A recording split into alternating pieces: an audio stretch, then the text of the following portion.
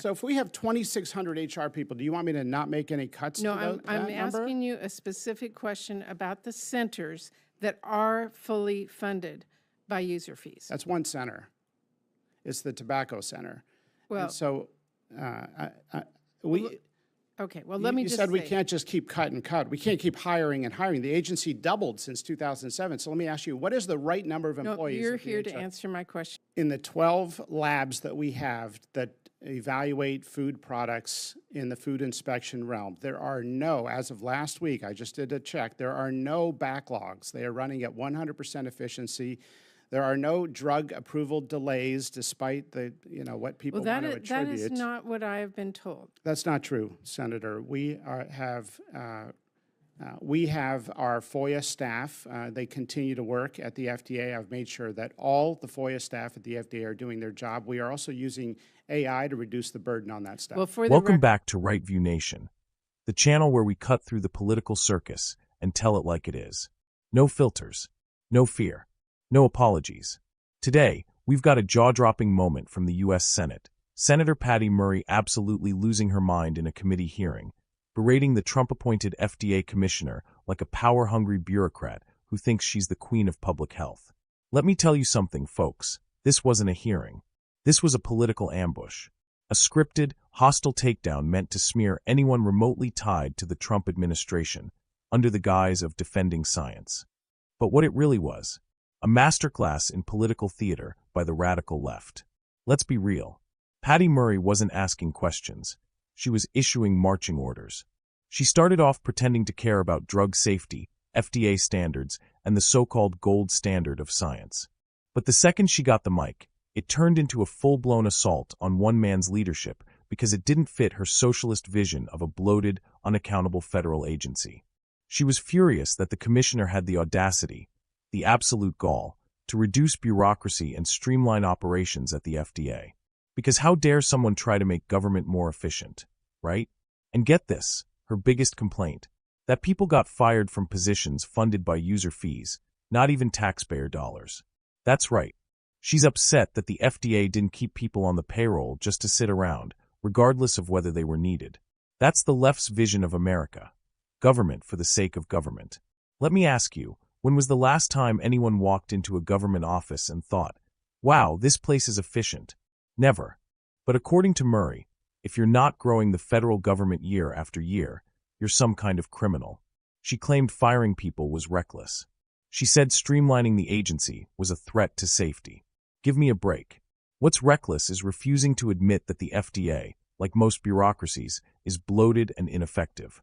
What's dangerous is pretending that more government equals better results. And what's truly insane is treating the idea of fiscal responsibility like a crime. This commissioner tried to clean house, evaluate what was actually necessary, and make tough calls. Exactly the kind of leadership this country needs. But to the radical left, that's a sin. It gets even worse. Senator Peters. Senator Murray. Thank you very much, Chair Hoeven. Look forward to working with you on this really important committee. Commissioner McCarty, the FDA has a really important job to do. Lives literally are at stake, and that work requires the utmost diligence and care and commitment to following the science and uploading FDA's gold standard. We all expect to walk into the drugstore and know that what we are buying has passed a safety and efficacy standard, and we have to be assured of that, and we have to be assured that the work's been done, that we don't have to question that. So I don't think it's careful leadership when you do mass fire 1 in 5 people across FDA, only to frantically then bring some back because you didn't stop and think 2 seconds about whether those jobs were actually important. We really, Mr. Chairman, cannot cheap out on the FDA and expect to maintain that gold standard that means that people know that drugs are safe. We can't just cut and hope nobody gets sick when you're slow to issue a recall, or hope no one needs that medicine that had its approval delayed, or hope there isn't another infant formula issue while your staff are getting fired or getting rehired or wherever they are. This work really takes investments. This committee knows that, and it expects expert staff, like the people that have been shoved out the door. Drug approvals are already getting delayed. Food and drug safety inspections are lagging behind. We are going in the wrong direction fast. We still have yet to see from you a full budget request. That is unacceptable. You are now testifying that the budget proposes to slash FDA by more than 11%. That's actually news to all of us, and I'll tell you right now, it is not going to fly. It's reckless, and it's not going to happen as long as I have anything to say about it. Now, Commissioner McCary, when it comes to your mass firing of FDA employees, in April you said, quote, "I can tell you there were no cuts to scientists or inspectors." Well, that is not true. I think Senator Ossoff covered that, and I think the point here is that all of this firing and rehiring, I don't see how that's efficient. Frankly, it kind of shows that you don't know what you're doing and that you're breaking things and the process here. And so let me ask you a question, and hopefully it is an easy one for you. Does it save taxpayer dollars to fire staff who work in centers that are fully funded by user fees, not taxpayer dollars, yes or no? Nice to see you again, Senator Murray. You asked me to do an assessment of the staff when I came here for my confirmation hearing. And I hear that you're criticizing me for bringing back some individuals after the cuts that I was not a part of. No, I'm saying that's good. I'm just saying in the long run, this has been very inefficient. But my question to you is not about that. And I know you've covered it with several other members. So does it save taxpayer dollars to fire staff who work in centers that are fully funded by user fees, not taxpayer dollars? Is that efficient? Does it save money?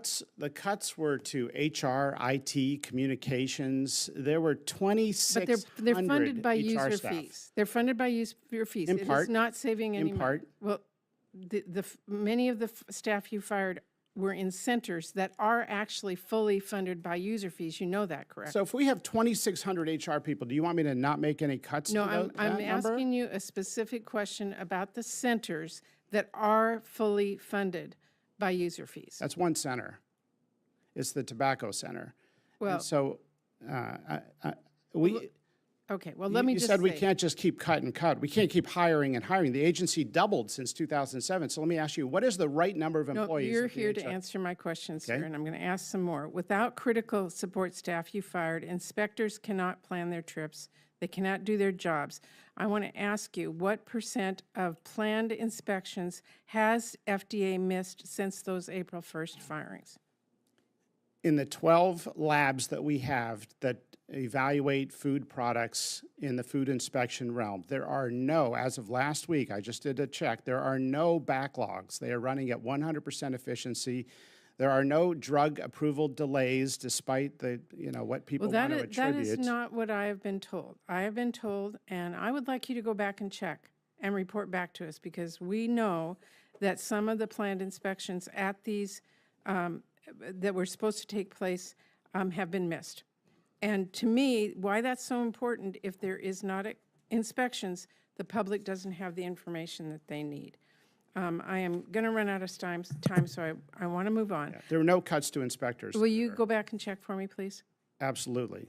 I understand, and by the way, inspectors one thing, but if you don't have the support staff to make sure that they know Yeah, where but they're going. 2,600 HR staff and procurement staff? I understand that the FOIA staff producing documents related to ongoing litigation by the Children's Health Defense, Senator Kennedy's organization, were shielded from the RIF, while other FOIA staff are responsible for FOIA responses at other FDA centers were targeted for termination. Is that true? That's not true, Senator. We have our FOIA staff. They continue to work at the FDA. I've made sure that all the FOIA staff at the FDA are doing their job. We are also using AI to reduce the burden on that staff. Well, for the record, my understanding is that the Children's Health Defense FOIA staff were not fired when other ones were. All the FOIA staff are there. And that seems like a real conflict of interest to me, considering that the Secretary's extensive history with that organization, Children's Health Defense, and his goal to remove authorizations for vaccines. So I just want that on It's the not record. true. Well, All FOIA staff are in place. okay, so if a study came out saying that people who took a certain medication experience a certain rate of, quote, serious adverse events, but the study's authors refused to say what they were counting as an adverse event, Would that raise serious questions for you about the study's validity? Yes, Senator. So I have the natural inquisition of a scientist that's done a lot of research, so I would want to see the underlying data, yes. Okay. Well, I am, of course, talking about the Sham study from the Ethics and Public Policy Center. It's an anti-abortion group. It's bankrolled by extremists. They fought to overturn Roe v. Wade. And this study, if you can call it that, is unsound and has been widely panned by medical experts. But days after its release, you and Secretary Kennedy are now suggesting that we need a, quote, complete review on the safety of mifepristone. Now, to be clear, mifepristone has been proven safe and effective in more than 100 studies over 3 decades. And the people that are now pushing that bogus study and saying that mifepristone is dangerous for women are the exact same people who think that abortion is never necessary to save a woman's life and that 10-year-olds should somehow be forced into childbirth. I believe that this administration is laying the groundwork to rip away access to medication abortion across the country. This has not gotten enough attention, and I know you'd prefer to keep it that way, but I want you to know I'm not going to let that happen. I have not seen that study, Senator, and you have not seen that study. Well, so how can you call it a sham bogus study? Neither of us have seen the study, the underlying data, or the methodology. Well, actually, that's not true, but I will say this. Mr. Chairman, we have a lot of differences here. I know you came before this committee to present your side of the story, but I am very clear that laying off people, cutting budgets, is not going to improve the safety and efficacy that we count on when we go to the drugstore to get our drugs. And I know that sham studies that try to prove a point that came from a political group is not going to tell the public that they can count on the medications they count on. Thank you, Mr. Chairman. I yield back. Murray didn't stop at budget cuts. Oh no. She brought in conspiracy-level accusations, saying that FOIA staff were kept or fired based on their supposed ties to organizations like Children's Health Defense, which she smeared as anti-vax extremists. This is classic leftist projection. They accuse others of politicizing science while weaponizing the FDA against anyone who dares to ask questions. She even threw out accusations about abortion medication, dragging in a study from a conservative ethics center and calling it a sham, without even reviewing the data herself. Hypocrisy much? She accused the commissioner of laying the groundwork to restrict access to abortion pills, as if evaluating drug safety is suddenly anti-woman. Newsflash, Senator. Just because you worship at the altar of Planned Parenthood doesn't mean everyone else is an enemy of women. Let's be honest about what this hearing was really about. This wasn't about drug safety. This wasn't about inspections or public health. This was about control. This was about the left's desire to punish Trump's legacy, bury his appointees, and maintain their iron grip on the bureaucratic state. They want an FDA that bows to their politics, rubber stamps their agenda, and silences any dissent. That's why they're going after this commissioner like he just committed treason. Because he dared to lead. He dared to push back on the cult of big government. And now, they're trying to paint him as some villain for doing the job the American people elected Trump to do: drain the swamp. Here's the deal. Americans don't want bloated government. We don't want endless bureaucracy and 2,600 HR staffers making 6 figures to schedule lunch breaks. We want agencies that are lean, efficient, accountable, and focused on results, not politics. And when a leader like this commissioner steps up and tries to make change, the establishment left, led by Patty Murray, does everything it can to destroy him. They want to send a message: don't you dare touch our power. But we're not going to be intimidated. Not by fake outrage. Not by biased hearings. Not by a senator who talks over witnesses and refuses to let them answer questions. Because this isn't about the gold standard of science. It's about the gold standard of political bullying. So here's what we're going to do.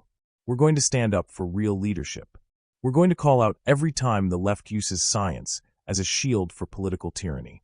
And we're going to remind Washington that the American people are not pawns in their bureaucratic empire.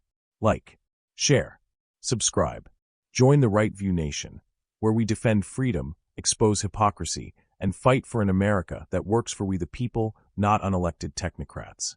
Until next time, stay loud, stay bold, and never back down.